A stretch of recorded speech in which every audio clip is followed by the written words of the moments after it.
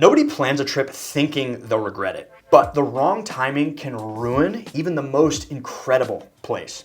This year, some of the world's most iconic destinations might just be the worst ones to visit. So in this video, we're breaking down 5 must-see places that, for one reason or another, we think you ought to avoid in 2025. Starting with Rome, Italy.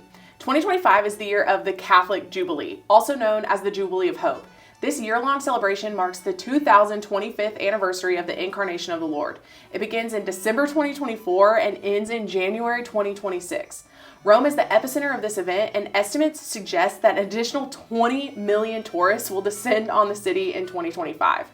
That is on top of already massive crowds you would expect to see in Rome on any regular year. Legendary sites like the Pantheon, Colosseum, the Forum, and of course the Vatican will all be packed beyond capacity. And while the city is taking steps to prepare for the influx, crowds of this size are just bound to feel suffocating, and it's almost certain that prices for accommodations, flights, and even meals will skyrocket. Rome is absolutely worth visiting, but you may want to wait until 2026. Next up on our don't travel list for 2025 is Paris. I know. Hear me out. New research from Global Data predicts France is going to be the most visited country in the world next year. Why? Well, the main reason is Paris hosted the Olympics in 2024, so everyone avoided Paris in 2024. Tourism took a massive hit. Air France and Delta reported below average summer travel. Both Airbnb and hotel occupancy rates dipped severely. And when destinations experience dips like these, they can see a huge surge in visitors the following year. COVID taught us that. But that's not all. Notre Dame is set to reopen after its devastating fire 5 years ago, and the reopening is likely to attract massive attention. While it's hard to predict exactly how busy it's going to get, anything this historic and long-awaited is bound to create significant crowds. Paris is an amazing destination you should definitely visit, but we think for these reasons, you should put it off. However, if you're planning any international travel in 2025, don't put off figuring out how you'll get cellular data abroad. Your phone is essential for navigation, messaging your Airbnb host, or sharing your adventures with friends back home. But without a plan, you're going to pay out the wazoo in roaming fees. Now, you could go with your home carrier's international plan, but those are often pricey. Or you could buy a local SIM card, but that can be a time-consuming hassle. That's why we recommend an eSIM. eSIMs have the benefits of physical SIM cards, but you don't have to go anywhere, talk to anyone, or physically put anything in your phone. Our eSIM of choice is Olafly, which offers eSIMs in over 200 destinations worldwide with no roaming fees. And over 150 of those destinations offer unlimited data. A 10-day trip using Olafly's Europe plan costs $37 versus $100 via Verizon. And there's no hidden fees or data caps. Setup takes just a couple of minutes. Download the Olafly app, choose your plan, install the eSIM, and you're good to go. If you're ready to get started with Olafly, head to the link below and use the code AWAYTOGETHER for 5% off your eSIM purchase. Thanks Olafly for sponsoring this video. Kyoto is one of Japan's most beloved cities, but in 2025, it might be worth avoiding.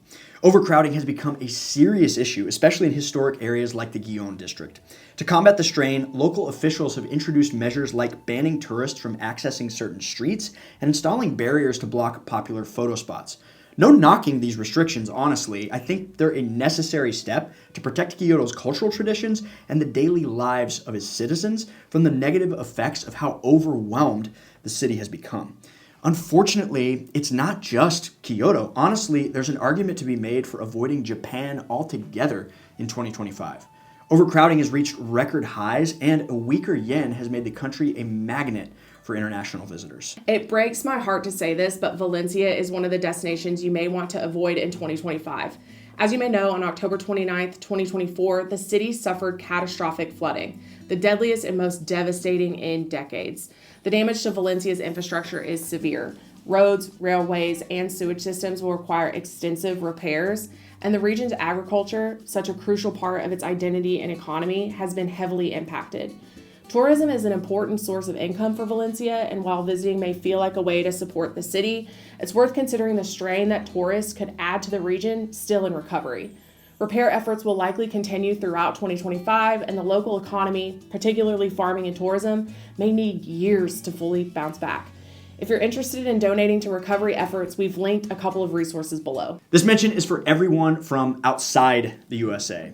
When we ask most of our international friends where in the United States they visited or would like to visit, the top 2 responses are almost unilaterally the same. And unfortunately, they should both be avoided in 2025. New York City and Los Angeles. Here's why.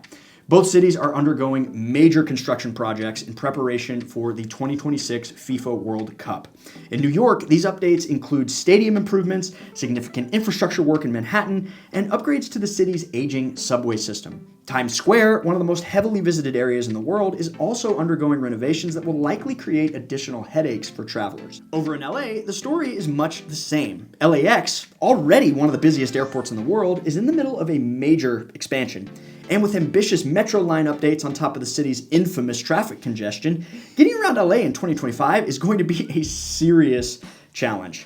Both New York and LA are incredible destinations, but the disruption from construction projects will likely make 2025 one of the worst years to visit. I would hold off until 2026 when the upgrades are complete, or even later because, busy. Even if you avoid these destinations, if you're planning any travel in 2025, there are several new rules and regulations. And in this video, I break down the 5 biggest changes travelers need to know going into 2025. Thank you so much for watching and happy travels.